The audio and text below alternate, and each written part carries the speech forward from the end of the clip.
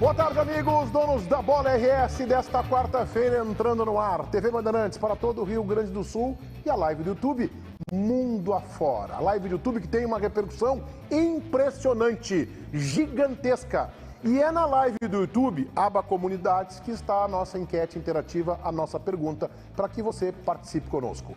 Quem deve sair do time do Internacional para Carlos de Pena retornar? Alan Patrick, Johnny, Maurício e uma quarta alternativa, se você prefere de Pena no banco de reservas. A gente vai debater este assunto, mas nós vamos abrir com o Grêmio projetando 2023. Explica isso, Matheus Dávila. Boa tarde. Fala, Meneghetti. Boa tarde para você, boa tarde a todos. O Grêmio planeja a próxima temporada, faz aí um movimento de estudo para definir os próximos passos, ou pelo menos para elaborar um relatório pensando no próximo ano. O relatório é montado pelo atual departamento de futebol da equipe gremista, que será passado ao novo presidente e, consequentemente, ao novo departamento de futebol. Diego Serra é peça fundamental dentro deste quebra-cabeça. Meneghetti, existe um ponto do relatório que nós temos a informação, é que o Grêmio entende haver a necessidade de fazer 8 contratações para a próxima temporada. E destas 8, 4 pelo menos a nível de titularidade. É o 2023 sendo planejado pelo departamento de futebol atual. Boa, Dávila. Como o Grêmio não tem hoje o cargo político sendo exercido, Denis Abraão caiu junto com o Sérgio Vasquez, né? Eu conversei com o Diego Rossi ontem na Rádio Bandeirantes, nosso Donos da Bola versão rádio, de segunda a sexta, das 19 às 20, das 7 às 8 da noite, e ele explicava que quem está fazendo esse mapeamento é o executivo de futebol do clube, Diego Serra. É claro que contando com o CDD, o Centro de Diagnóstico Digital, e é claro que contando também com alguma interferência, algum palpite do Renato. Gente, isso é uma bomba, é quase uma catástrofe. Quer dizer que o Diego Serra, o executivo que assina, que também é fiador do rebaixamento do Grêmio, está fazendo o mapeamento dos reforços para o próximo ano. Alguém defenderá, mas Meneghetti, ele só executa, ele é o executivo. Eu uso a mesma régua para avaliar o trabalho do Diego Serra que eu usava para avaliar o trabalho incompetente de Paulo Brax no Internacional. Não caio nessa de que são secretários, porque daí custariam muito menos. O Grêmio teve problemas no vestiário o ano passado inteiro, um vestiário mal administrado, onde estava o Diego Serra. O Grêmio tem problemas de ordem de preparação física, onde está o executivo de futebol, que tem que coordenar isso e que tem que cobrar. O Grêmio tem problemas no seu departamento médico, onde está o executivo de futebol. Bom, se ele não indicou os jogadores, ele minimamente deveria frear contratações equivocadas feitas na gestão Bolzan, e foram a rodo. E foram aos montes nos últimos anos, e desde que ele chegou também. Ele aterrissou como executivo de futebol do clube em maio do ano passado. O que começa em maio? Campeonato Brasileiro. O Grêmio foi bem no Campeonato Brasileiro, um acidente, a Covid do Campeonato Gaúcho, tudo isso, segundo o próprio Grêmio entende, e o presidente Bolzan ainda entende desta forma, levaram o time à Série B. Tá bem. Diego Serra está fazendo o mapeamento dos jogadores para o próximo ano, pois que o próximo presidente do Grêmio pegue esse mapeamento. Eu não vou nem usar um termo mais agressivo. Deixa de lado. Diga lá, Ribeiro. Olha, nobre comandante, eu não gosto quando eu faço isso. Não gosto. Eu gosto sempre de estar junto a ti. No mesmo pensamento. Normalmente, quando tu tá alinhado comigo, eu tenho que refletir. Eu dou uma refletida nas minhas opiniões. Vamos ser claros aqui. Tu e o César gostam de puxar o saco do Meneghetti. Todo mundo sabe. Mas eu não vou fazer isso. Eu vou discordar. O César ultimamente não, viu? César ultimamente não. Eu vou dizer o seguinte para ti. E qual é o problema de ficar concordar com Eu também quero falar. Vamos então, assim, tu quer, o Grêmio, o Grêmio tem diretor executivo, correto? Meu Deus, tá difícil. Sei. Quem é o diretor executivo do Grêmio? Diego Serra. Muito bem. Então o Grêmio tem um diretor executivo que trabalha no Grêmio e ganha por isso para executar... Trabalha mal, mas trabalha. Calma. Executar determinadas funções. Dentre as finalidades de um diretor executivo, além de executar, porque 90%, vou deixar 90%, eu acho que é 100%, mas 90% dessas contratações pífias que o Grêmio fez, ele executou as contratações a mando do presidente Bolzan e dos seus asseclas, tá? Mas tudo bem, vamos lá. Isso aí é uma obrigação do diretor executivo deixar um relatório de final de ano. É obrigação do diretor executivo mapear mercado, ficando ou não no ano que vem.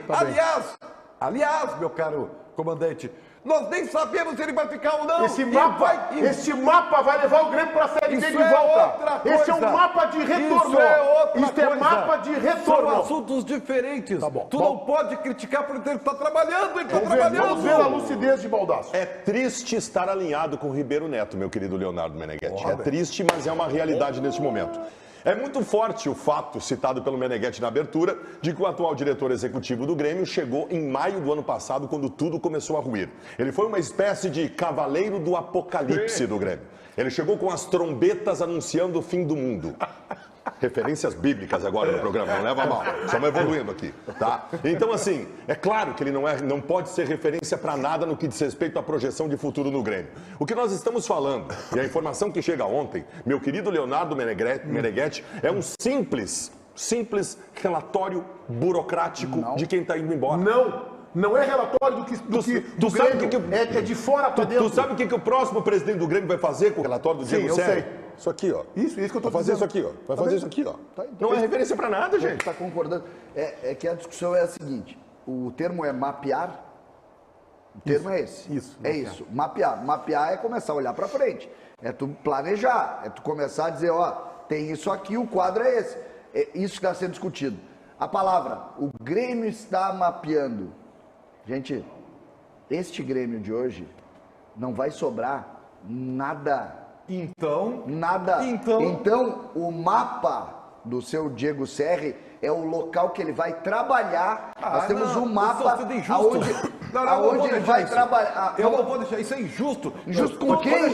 Tu pode só deixar o César falar. Eu vou só te isso. dar um exemplo Tu só. pode só deixar o César falar. É que só vocês isso. me irritaram Ele tá falando. profundamente. Tá bom, deixa só o César falar. Em nome do que, Zé, tá vendo? Eu não sei, mas eu tô... Eu não sabia que o Diego Serri tem uma assessoria forte. Outra, o conteúdo. O Grêmio precisa de 4 contratações para titularidade e 8 no total. O Grêmio precisa de 4 contratações para meia. Para camisa 10 o Grêmio precisa de 4 contratações. Não Eu vou dar um Baldasso exemplo. concorda com o Ribeiro não concordando, César. Aqui, ó, eu vou dar um exemplo a vocês. Não, eu queria ouvir o César. Mas eu vou dar, é só um exemplinho rapidinho. CCD, querido, olha pra mim. Olha Não pra vou mim. olhar pra ti, Olha Pedro. pra mim, Eu não vou olhar pra ti. querido. Vai. Eu vou te dar um nome de um jogador que tá aí, Não, ó. eu não quero nomes que vindos não é de o Ribeiro Grêmio. Neto. Todos vão querer pro ano que vem Quem? e que já tem que estar sendo contatado. Se o Grêmio quer que ele jogue ano que vem. Chama-se Michael. O Michael tá Consegui louco errar pra o nome. voltar. E ele tem que ser contratado pelo Grêmio. Michael. E tem que ser contratado agora. Ribeiro, o Michael vem a peso de ouro de volta pro futebol brasileiro. Tá louco, Ribeiro. Michael vem pro Atlético Mineiro ganhando R$1 milhão por mês. Este programa, ele pode cometer muitos erros e comete muitos erros, mas ele não pode cometer um deles, que é a falta de informação. No canal de Leonardo Meneghetti, Obrigado. tem uma entrevista com os candidatos do Grêmio. Os candidatos, tá lá. Sim. Tem lá, já faz tempo, inclusive. Inclusive, já tinha dado tempo de olhar, tá? Já dava para ter visto. Onde é que tu quer chegar? Eu quero dizer o seguinte: nenhum candidato dos postos vai manter o senhor Diego Serri. Que tem isso a ver com ele chegar para o futuro diretor executivo assim, ó, nós mapeamos o Michael, tá, ó, tu que vai assumir agora, tá aí, ó, tá aí, Michael, R$1,5 milhão por mês, tá mapeado. Tá, vamos, César, por favor, César. Volta aqui, César. Te contém ali, Garcia. Não, eu sei. Nós vamos ouvir agora a lucidez de JB. Não, meu, se o meu advogado, você que tá precisando de um caso, você que tá aí que é advogado, já que o meu advogado eu faço apelos para ele aqui no ar, ele não me ajuda. Você que é advogado, me contata. JB Filho Repórter no meu Instagram, vai lá, manda uma direct, eu respondo todo mundo, eu sou um cara do povo. Tu entendeu? E aí, tu chega lá e diz assim, ó, cara, eu tenho tanto argumento para tirar uma grana do Meneghetti que ele tá com muito, né? Tá com muito. Porra, né? Tá, Enfim, vai lá, JB. olha só, gente. Eu vou tentar ser mais ponderado de todo esse circo que o Ribeiro Neto e o César tá na Cidade assessoria Dias também? fizeram. Não. Gente, vamos lá. O que está acontecendo? E na linha da informação que ontem Diogo Rossi brilhantemente descobriu, o repórter tem que ter essas. O Diogo, eu vou contar um bastidor. O Diogo Rossi estava lá pelo CT, cruzou com uma pessoa importante e aí recebeu várias informações e a gente está tendo argumentos para o debate aqui. O que está acontecendo, e deixando muito claro, Ninguém vai ser contratado hoje, agora. E ninguém vai ser contratado pelo presidente Romildo. O que está acontecendo existe um departamento que em todos os clubes de futebol, no Inter a gente chama de CAPA, no Grêmio é o CDD, que até estava para mudar de nome, não sei como é que ficou, era Centro de Dados Digital, que o que acontece? Todo mundo sabe que vai precisar de lateral direito. O Edilson talvez aposente, talvez siga a sua vida, o Rodrigo Ferreira não vai renovar, todo mundo sabe que o Elkson termina o contrato, que o Diego Souza termina o contrato. Então, não importa quem seja o presidente, deixa eu falar, precisa de reforços. O que estão fazendo? Os caras estão dizendo assim, vamos olhar os laterais para a direita viáveis. E aí faz uma lista com 5 laterais. Mas teu exemplo é o melhor possível, porque o Grêmio quase não errou na contratação do lateral direito. O teu exemplo é maravilhoso! O teu exemplo é maravilhoso! Deixa eu terminar a informação. Deixa eu terminar a informação. Tu chegar para as pessoas e dizer assim, ó, eu estou concordando com o Ribeiro Neto. Qual é o problema?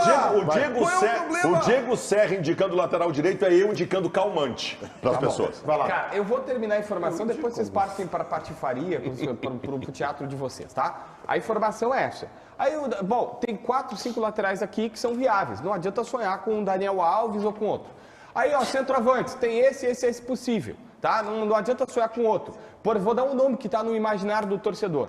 O presidente do Goiás diz que o Pedro Raul, por exemplo, o centroavante, tem proposta de 700 mil por mês na mesa dele. Então não é um nome viável, não vai estar nessa lista. O Pedro Raul. O Pedro Raul vai o presidente do Goiás. Depende do Gauchinho.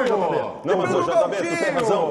Então, o que eles estão fazendo? Estão fazendo uma lista. Quando chegar o presidente, seja eu, o César, o Meneghetti, qualquer um que assuma o Grêmio na temporada que vem, ele vai chegar e vai ter uma lista à disposição. E esse cara vai escolher. Tá bem, mas só que tem que ser feito isso. Porque imagina se tu esperar dia 5 de novembro para fazer a lista. Se eu sair daqui agora e andar 35 metros, perguntar para a Lu Maria, brilhante recepcionista, a pessoa mais amada do Grupo Bandeirantes de Comunicação. Lu Maria, um beijo para ti aí na recepção da Band.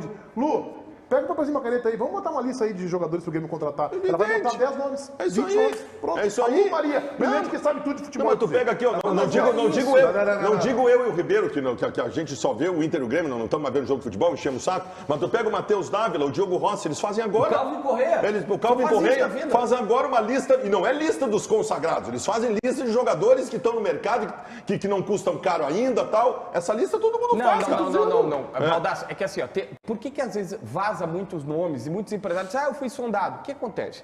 Esses caras, vou dar um exemplo que eu sei mais do CAPA. A última vez que eu fui da informação do CAPA, e eu sempre falo isso para os torcedores, geralmente os nomes o presidente Alessandro Barcelos foi nessa linha lá do Inter, dizendo, a gente já viu, os caras têm 200 nomes. Os caras têm 200 nomes. E tem 50 que eles estão mais aprofundados. E aí eles ligam para técnico, ex-técnico, o cara que já trabalhou, o entorno, para saber. Exato, para saber. Vou dar mais um exemplo específico sobre goleiros. Vazou, o Inter queria goleiros. Eu fui atrás da informação, o Daniel está instável, o Inter quer goleiros. Eu fui atrás, o Gatito foi procurado. E aí me disseram, não, o Gatito foi mapeado. O Inter sempre tem, no Inter exatamente assim funciona. Tem 2 opções a mais além do cara. Se o Daniel lesionou, ou vendeu de última hora, não sei o quê, e tinha 2 goleiros indicados que o Capa via cada detalhe deles.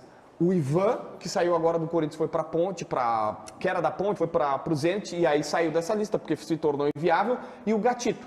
Eram os 2 nomes, se acontecesse alguma coisa, catombe, e eles tinham todos os monitoramentos. Esses caras trabalham com isso. Agora a única diferença é, óbvio que o Grêmio precisa de 8 contratações no mínimo para o time titular. E os caras estão vendo, antecipando o trabalho. E assim, JB, é brilhante porque as últimas oportunidades que o Grêmio fez lista, o Grêmio foi muito competente. Daí surgiram Edilson, Rodrigo Ferreira, Janderson, Campas, Benítez e outros tantos. Então, por isso que eu estou dizendo que esta lista não serve para absolutamente nada. E eu acho que o CDD do Grêmio, eu entendo que o CDD do Grêmio faz um trabalho de pesquisa e monitoramento e mapeamento. Tá bem, eu entendo. Eu não sei se os cargos políticos do Grêmio, lá atrás Paulo Luz, Marcos Hermann, Denis Abraão, todos naufragaram à frente da pasta mais importante do clube recentemente, e o Diego Serri, que chegou em maio, se eles seguiram o que disse o CDD. Eu não sei se eles fizeram isso. Mas na avaliação que eu vejo do que o Grêmio contratou, o Grêmio foi um fracasso na sua política de contratação nesses últimos anos. Mas assim, um fracasso exemplar. É nível de estudo, assim, de doutorado em gestão.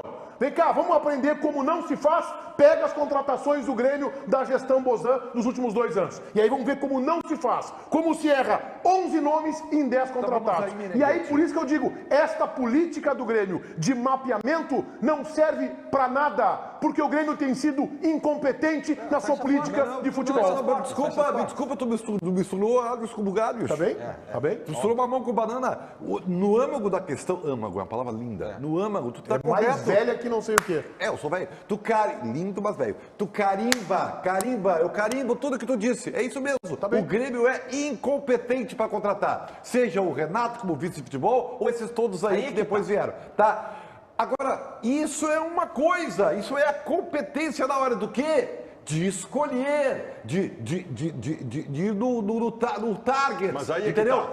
O mapeamento, que é o que tu começou falando, é outra coisa. O mapeamento mapeamento é a origem. O mapeamento é o que dá origem. Eu vou te dizer, tá? Então eu vou dizer pra ti. Tá, aqui. Esquece a legenda e foca em mim.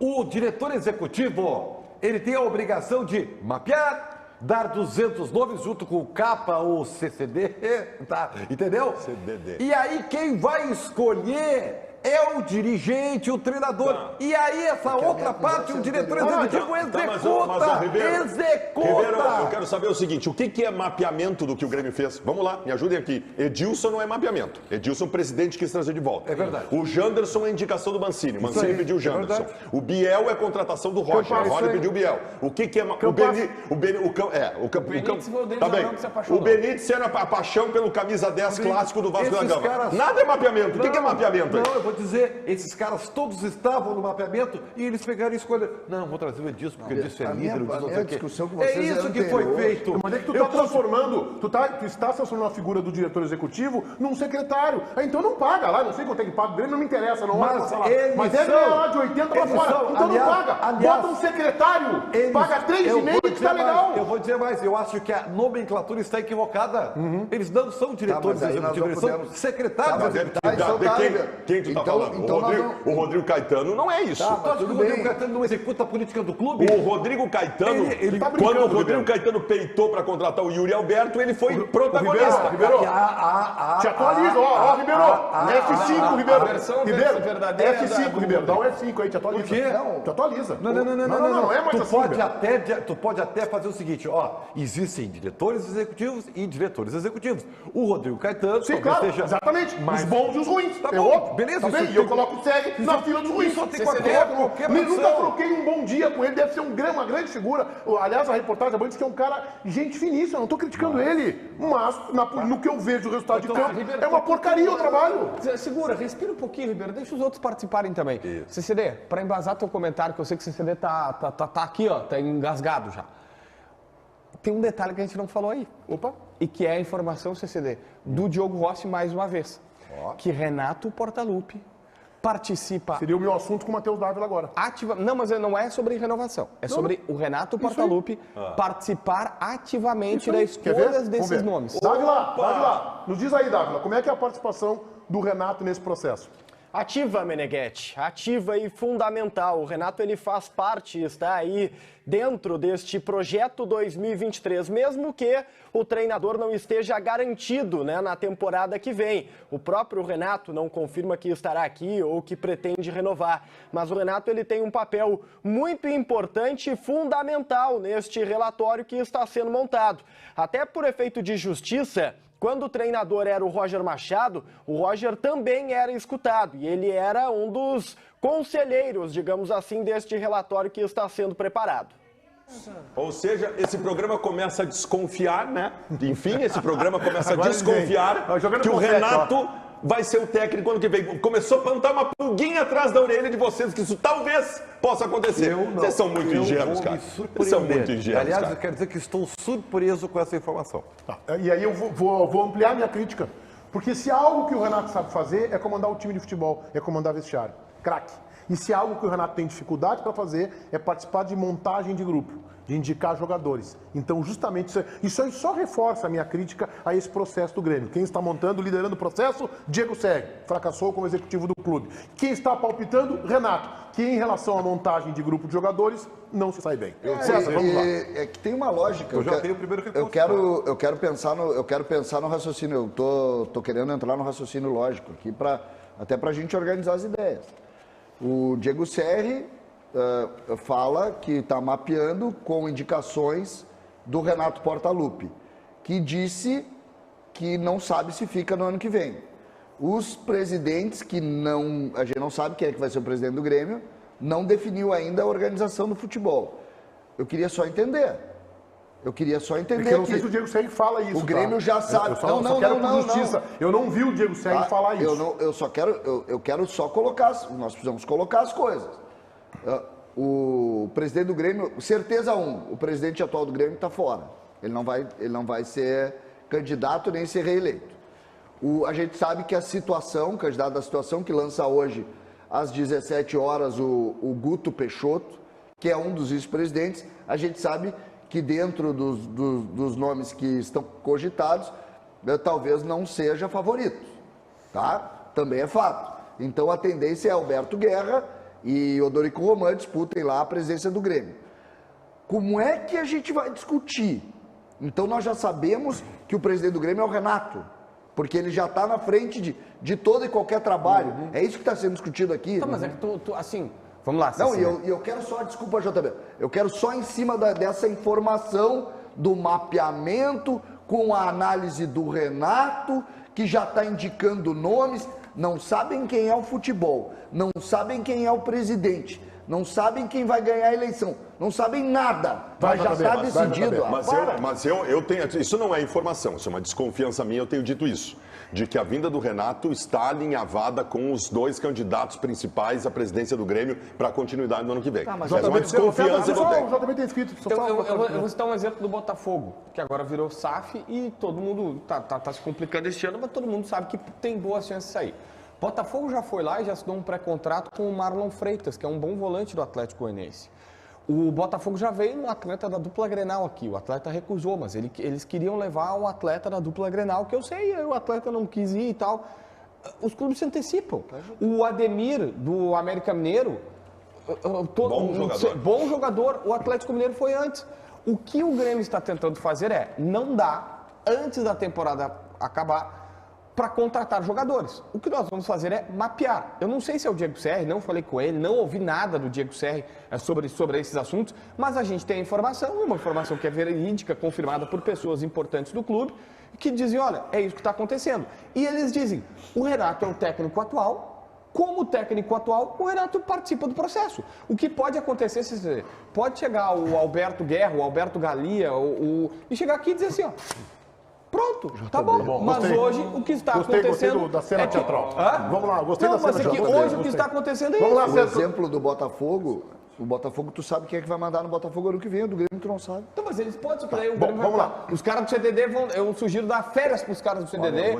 Vai todo mundo embora. Olha aqui, eu gostei da ideia. Gostei da ideia. Talvez com descanso eles melhorem.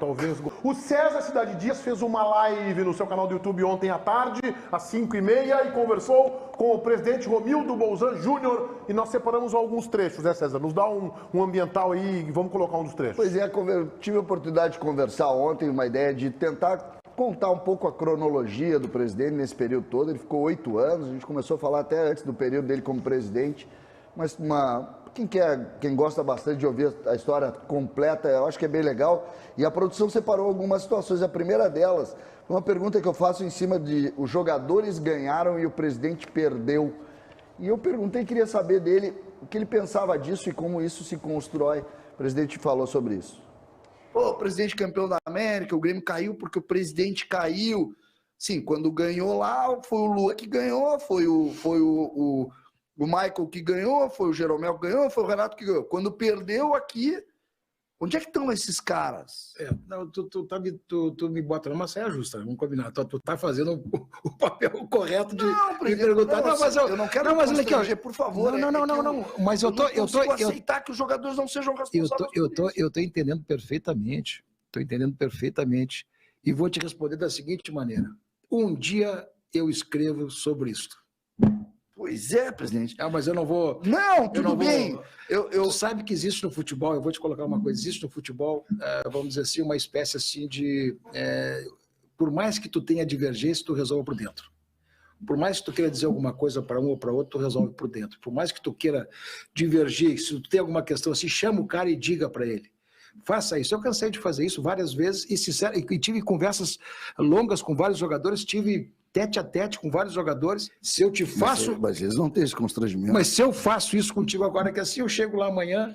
eu tenho problema. Claro que eu sei, mas eu vou manter exatamente essa cultura da discrição. A gente sabe que o futebol é ingrato e é traiçoeiro, né? O futebol é duro, né? Mas eu senti ontem, César, o presidente muito se colocando como vítima desse processo. Muito se vitimizando pelo rebaixamento, que é claro que é mais recente. Eu não posso tirar do presidente a responsabilidade, pelos títulos de Copa do Brasil e Libertadores, uma hegemonia no Rio Grande do Sul, com 4 títulos consecutivos do Campeonato Gaúcho, mas também não posso lhe tirar a responsabilidade pelo rebaixamento.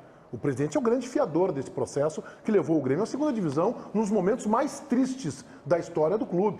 Então, eu vi o presidente ontem muito colocando como vítima, César. Mas eu acho, Meneghetti, primeiro, quando a gente monta uma linha, tentar montar uma linha do tempo, o presidente Romildo, ele tem exatamente esse sentimento que tu colocasse aí. Ao mesmo tempo em que existe uma grande conquista, o presidente viveu do céu ao inferno de forma muito rápida. E é complexa a entrevista. Mas ele viveu do céu ao inferno por responsabilidade dele. Também, e principalmente dele. Mas ele sabe. Tem um trecho que eu não sei se o pessoal separou, que ele diz da maior dor dele, né? Da maior dor. Mas isso é se vitimizar. Não. A maior dor dele. Não. Eu vi ele dizendo, é a dor de causar dor. Tá, isso é muito lindo, porque ele não agiu. Tá, mas ele agiu e errou. Não, ele agiu, não. E em muitos momentos tu mesmo dissesse aqui que ele não agiu. Não, tu mesmo dissesse aqui, que o presidente tem um jeito de resolver os problemas esperando. Mas o não agir é errar nesse caso. A mesma receita então de ele acerto... não agiu, ele não agiu. Tudo bem, mas é errar. Só que ninguém tira o erro dele. O que a gente faz é que o último momento dele é de erro. E ele tem vitória, a gente conta as vitórias também. O que vai ficar para a história, que para mim é o mais complexo, o mais difícil. O que vai ficar? O presidente acerta e o presidente erra. Ele sabe disso.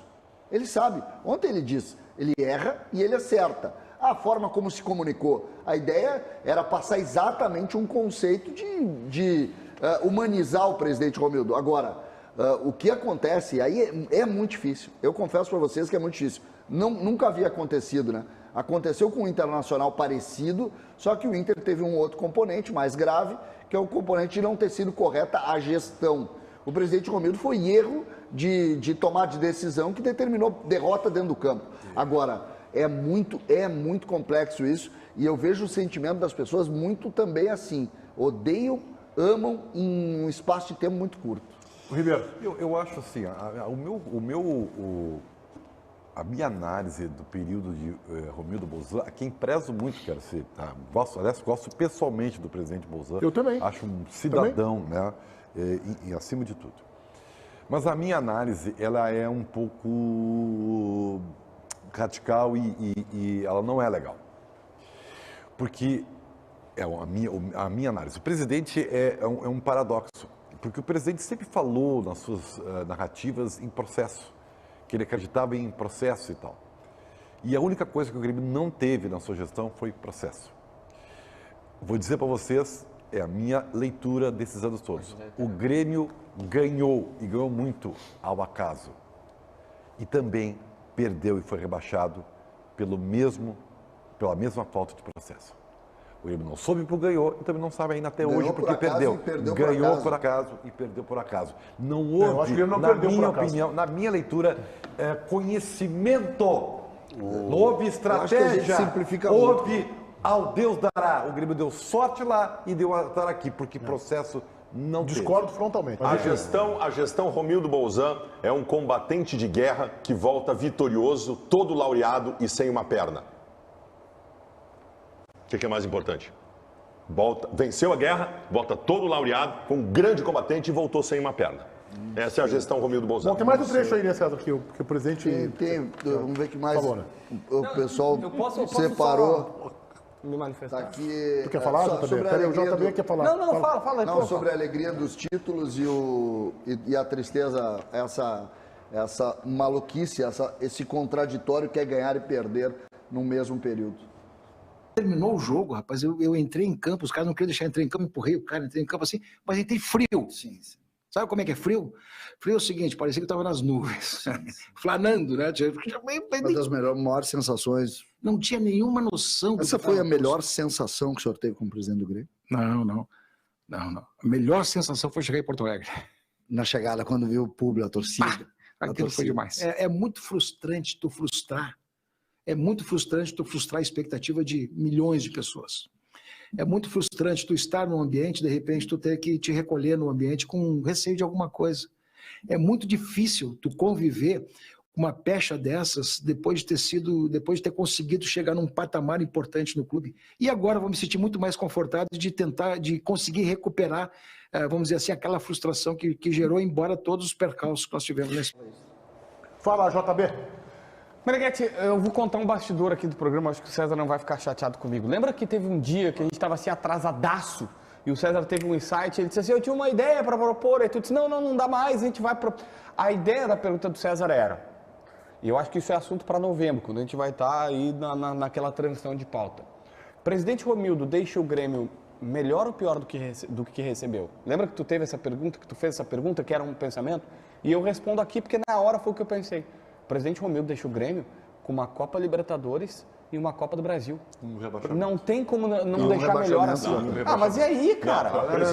Eu assino agora. Meu time do coração vai ganhar uma Libertadores e uma Copa do Brasil, mas vai ser rebaixado. Agora, sim. É o terceiro rebaixamento. Mas também é verdade que quando ele assumiu, o Grêmio caminhava para 15 anos sem título. Isso. Né? Mas o rebaixamento é uma cicatriz muito forte. É só isso que ele diz, né? O que ele diz é exatamente isso. É complexo isso.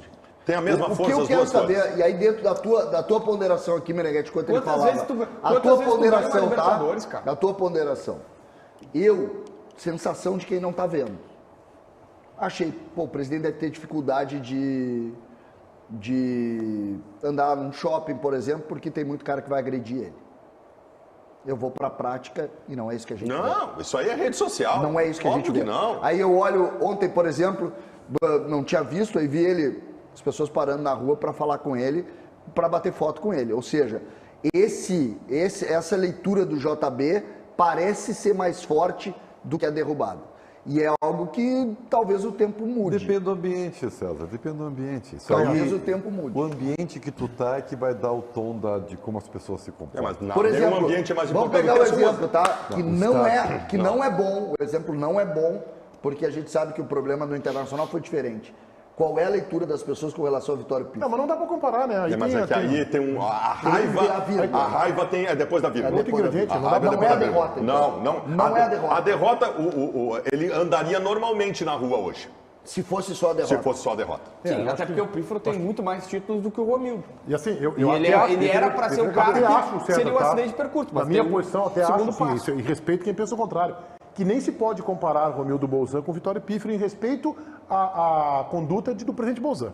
Eu acho que não se pode nem comparar. não. Por isso que eu Assim, estou falando só do resultado. Não pode colocar nem na mesma frase. Eu faço críticas à gestão do futebol do presidente Bolzan, acho que ele foi excessivamente passivo, acho que a sua gestão em alguns momentos andou de mão dada com a omissão, acho que ele terceirizou o departamento de futebol, cometeu uma série de erros que culminaram com o rebaixamento. Pagou uma conta cara a gestão por tanta incompetência. Mas eu não coloco nem na mesma frase. Não, em respeito à conduta do presidente Bolsonaro. Não, e tu tá certíssimo. Eu só tô querendo, e acho importante tu grifar isso, eu só tô falando com relação aos resultados, porque o presidente Pífaro, por exemplo, é campeão do mundo, né?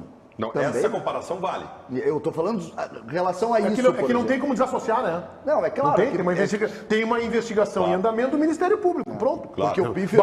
Basta que se diga isso. Porque o Pífaro, por exemplo, não anda em Porto Alegre.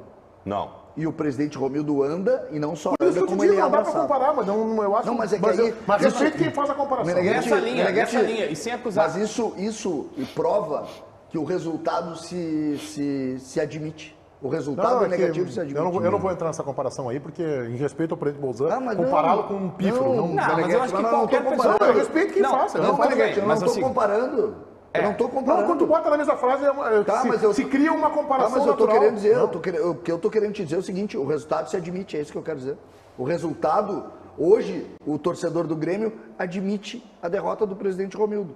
Ele admite. Ele não coloca o presidente Romildo como uma... Não, mas é que aí tu está diminuindo o tamanho do rebaixamento. E eu acho que... parece que a tua conversa com o presidente Bolzan te fez rever com o tamanho do rebaixamento. Cara, o rebaixamento é uma coisa gigante. Eu vou dizer pra você, os títulos que o Romildo Bolzan ganhou no Grêmio, especialmente pelo tempo que o Grêmio não ganhava, e o rebaixamento, para mim, tem rigorosamente o mesmo tamanho. Um pra cima e um pra baixo. Eu não acho isso. Pra mim é o mesmo tamanho. São marcas e ganhar uma Libertadores da América é uma marca muito importante e comparável em tamanho a tu ser rebaixado num clube do tamanho do Grêmio. E eu quero me permitir, em cima dessa tua tese, discordar frontalmente do Ribeiro Neto, que eu acho que ninguém ganha uma Copa do Brasil ou uma Libertadores da América ao acaso. Não posso concordar com isso. Se ganha com trabalho, com competência, com acerto.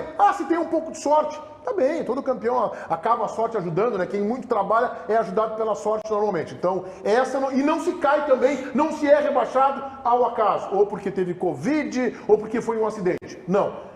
Aqui é competente e aqui é incompetência. Tá, assim, então eu vou também fazer pontuações. Não concordo com o Ribeiro Neto, obviamente, mas eu também discordo de ti, porque eu não acho, obviamente, Meneghetti, não é necessariamente, as pessoas têm que ter capacidade para dividir as coisas. Quando tu coloca Romildo e Pífero na mesma frase para contextualizar títulos e rebaixamento, não há uma suspeita de irregularidade na gestão do presidente Romildo. Então, assim, acho que dá para colocar da questão do comparar só futebolisticamente, porque o Pífaro ele foi até mais vencedor, mas o rebaixamento derrubou ele, só que ninguém pensa só no rebaixamento, pensa em todos os escândalos que estão sendo investigados.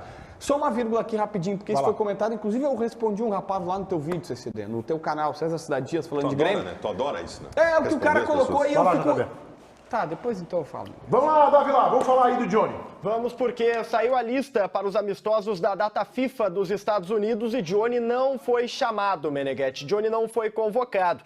Este foi o último movimento do treinador dos Estados Unidos antes da Copa do Mundo, que dá a entender que Johnny não estará na Copa. Johnny é titular do meio-campo colorado e é justamente esse setor que está em foco pelo técnico Mano Menezes. No treinamento de ontem, Alan Patrick deve ser titular. Foi colocado como uma espécie de titular depois de uma conversa com o Mano. A dúvida para o próximo jogo é quem sai. Alan Patrick deve jogar. Ou sai o Depena, definitivamente, ou então o Maurício deixará o time titular. E JB, senão nós vamos pro Johnny. Quer concluir sobre o presidente? Vamos falar de Johnny. O Johnny eu estava muito na expectativa que ele fosse convocado, porque ele passou a jogar. E aí ontem a gente até conversava com algumas pessoas da imprensa americana, dizendo o seguinte, olha, como primeiro volante não dá, porque as vagas estão preenchidas. Mas ele passou a jogar mais à frente no Inter e o técnico está de olho. E ele estava na expectativa, mas não ser convocado no último amistoso é difícil, né? A convocação do Johnny faria com que ele estivesse fora do jogo de segunda-feira contra o Atlético Goianiense, mas em nada interferiria na dúvida sobre a volta do Depena. Porque se não jogasse o Johnny segunda-feira, jogaria o Edenilson. A história do Depena voltar, que é a nossa enquete, voltar ou não o time, não é aí. Não é aí a discussão. O que eu acho que vai acontecer? E eu não tenho convicção nenhuma do que eu estou dizendo, porque eu realmente tenho muita dúvida, muita dúvida. Eu tenho a impressão que ele tira o Maurício para colocar o Depena. No caso, botando o Depena para a esquerda e o Alan Patrick mais centralizado. É isso. Eu acho. A minha dúvida Mas não duvido que o Depena não fique no banco também. A minha dúvida é, o Wanderson ainda não treinou. O Wanderson sente dores. Ele fez exame e não tem lesão muscular confirmada. Já há quem acredite que o Mano vai tentar acomodar as melancias, e aí é só uma suspeita, não é uma informação, deixo muito claro aqui, tentando recolocar. Ontem, por exemplo, o Mano conversou separadamente com o René e Alan Patrick. Será que ele não quer jogar o Alan Patrick mais para um lado, aí para fazer aquele setor esquerdo ali, e aí joga Depena, joga Maurício, joga Alan Patrick e tal, e fica sem esse ponteiro, fica só com o cara lá na frente? Não dá. É uma suspeita só. O Wanderson tá bem? Então, o Wanderson não tem lesão. Não treinou normal mas ele ainda. não treinou ainda por conta das dores. O Tiger hoje na Rádio Bandeirantes está apostando em Depena no banco. Eu tô na tua linha. Tá? Só que eu me lembrei agora da questão do Wanderson em cima desse diálogo que eu ouvi o Tiger falando também, de René com o Alan Patrick. Então, eu acho que o volta o Depena e o Maurício sai para a entrada do Alan Patrick. Se ele pode preservar, se o Wanderson tiver uma suspeita de desconforto, preserva o Wanderson para um outro jogo, para curar bem esse desconforto, abre Pedro Henrique e Alemão, e aí o Alan Patrick cumpre um pouco esse setor pela esquerda. Ah, tá, tu botaria o Pedro Henrique. Pedro Henrique no lugar do Wanderson. Tá bem. No lugar do O Wanderson. do Inter está escalado para o jogo contra o Atlético Goianiense. Ah. Quem sai? É o mesmo time. Eu também. O Depena no banco. O Depena no banco? Eu acho que não. Eu acho que o Depena volta. Meneghetti, contra bons rendimentos, ninguém Mas joga vai no ser futebol. político, né? Futebol é bom rendimento. Não, mas o Inter... Mas ele Não, estava não, instável. o Inter fez um bom melhor primeiro tempo até agora, foi o primeiro tempo que não teve o Depena. Leitite, Depena, preciso muito de ti, vai começar esperando. Tu sabe que o Depena... Eu gosto do Depena, eu acho que o Depena é importantíssimo, é o cara de maior número de assistências da temporada do Internacional do Campeonato Brasileiro. Ele taticamente compõe bem todo o setor esquerdo, mas também é verdade que ele vem passando por altos e baixos. Altos e baixos, tem alternado bons jogos e jogos ruins. Inclusive no mesmo jogo ele tem tempos diferentes. Então eu não duvido que ele não apareça no banco no próximo jogo. Vamos mais um destaque aí da Central Band do Esporte, Matheus Ávila. Que eu quero falar do Mikael, Meneghetti, porque o Mikael, ele parece estar um pouco mais fininho. E as informações que chegam do CT Parque Gigante dão conta disso, tá? A gente pode até mostrar uma foto do Mikael. Hoje, tá? Ele está pesando, pelas informações, 88 quilos. O Internacional coloca como peso ideal para o Mikael 86. Lembrando que ele chegou em Porto Alegre com 96 quilos, tá? Ele já deu uma afinada, não está no peso ideal, mas está bem condicionado fisicamente. O Inter trabalha para ele perder esses 2 quilinhos aí que faltam, mas o Inter também vê este jogador já numa situação de aptidão para entrar em campo. É um centroavante que o técnico Mano Menezes vai ganhar nesta reta final de Campeonato Brasileiro. Chegou com 96, está com 88, já deu uma melhorada, Meneghetti. Tá no caminho. Cola aqui, cara, vamos pra live então, vamos fazer esse papo no chat.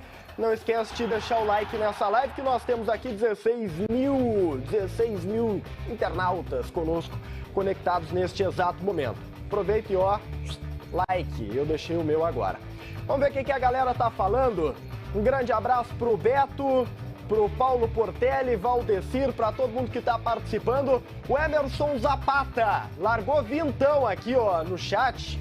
Largou um superchat, eu vou ler, né? O cara fez um investimento e eu vou respeitar o investimento dele. Ele diz o seguinte: o JB é gênio. Inventou uma nova Vamos lá. Inventou uma nova profissão. Ele é o novo CCCE, comentarista de comentários dos comentaristas esportivos. Fora que ainda tenta ser o âncora do programa, criticando a produção. JB critica vocês aí, Pedro? Critica. Olha lá, o Paulinho tá revoltado, tá? O Paulinho tá revoltado. O Emerson Zapata, portanto, definiu a função do JB dentro da bancada. Tá? E com o apoio da produção do programa, viu? O Pedro diz, pode ler que ele tá certo. Ele gritou lá atrás. Tá fazendo o álbum da Copa lá? Tô fazendo o álbum da Copa, Eduardo Araújo. Tô metendo o álbum da Copa. Estamos quase terminando, inclusive. Fala aí, Meneghetti. Tá faltando uma figurinha no álbum da Copa, né? Alô, Panini. Pedro Henrique, né? Tem que botar o camisa 28 lá, né? E tem que ser a especial, né? Claro, dourada, né? Douradinha, dourada, né? Pedro Henrique. Aquela douradinha. Número 28. Eu acho que já faltam 2, tá, Meneghetti? Porque o Tassiano, se não for chamado, é crime também, viu?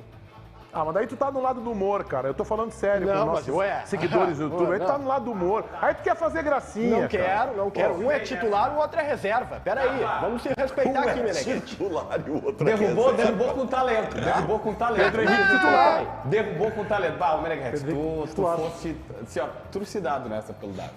Tu acha? Vocês vão falar depois. Vocês não vão roubar o meu espaço de brilhar. Quanto tempo eu ainda tenho, Paulinho? 1h20 eles querem falar no meu lugar. O Tiger vai demorar, tô derrubando, velho. Olha aqui, ó, Ezequiel Garcia, salve. O Sandro Ramos também tá mandando um abraço. O Fernando Neves também manda um salve. Rafael, o quê? Bruno Brito. Abraço, Bruno, não. O Ralf tomou e saiu. Não, calma. Valdecir Escapim participa, vocês estão um pouco além hoje, tá? O Flávio Falvi apoia a ideia do Tassianinho na Copa do Mundo, tá? E tem gente apoiando o Pedro Henrique. Pedro Henrique, Mano Menezes. Tu quer ganhar do jeito difícil, Mano Menezes? Bota o Pedrinho em campo, Mano Menezes. De Londres ligado. E acabou. Abraço.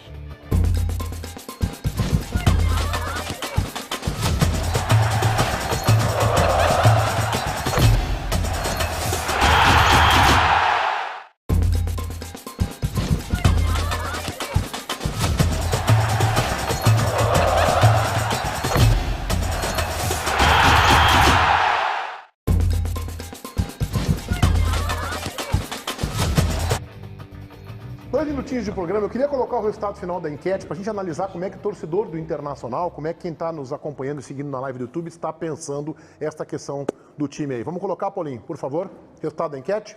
Pode ser? Que beleza. Quem deve sair do time do Inter para o retorno de Depena? Alan Patrick. Olha só, não tá com toda a moral assim, 21%. Johnny, tá bem dividido, hein? 14%. Maurício, 21%. Depena no banco. Interessante. 44%, quase a metade. Interessante. Eu achei que escolheriam entre o Maurício e o Johnny e a maioria, tá? Esse resultado para mim é surpreendente. Eu também fico surpreendente, quase a metade achando que o Depena tem que ser banco do Internacional. Surpreendente. É que, assim, a vida de treinador, Mano Menezes, a tua vida não é nada fácil mesmo, pelo seguinte...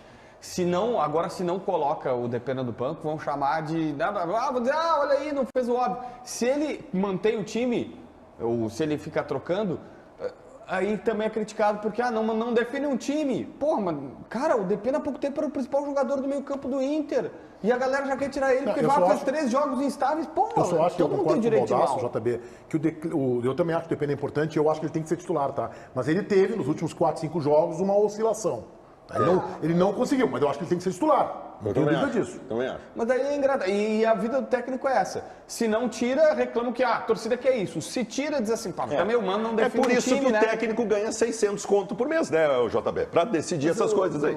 E eu não acho tão fora da linha tu tirar o Depena, eu não acho nada. Mas me dói um pouco, cara, porque o Depena é um cara que arrumou o meio campo do Inter. Deu estabilidade nesse meio campo, certo? Mas o time melhorou nesses últimos jogos. Mas tá pegando um jogo. Mas ele só pegando ficou fora esse.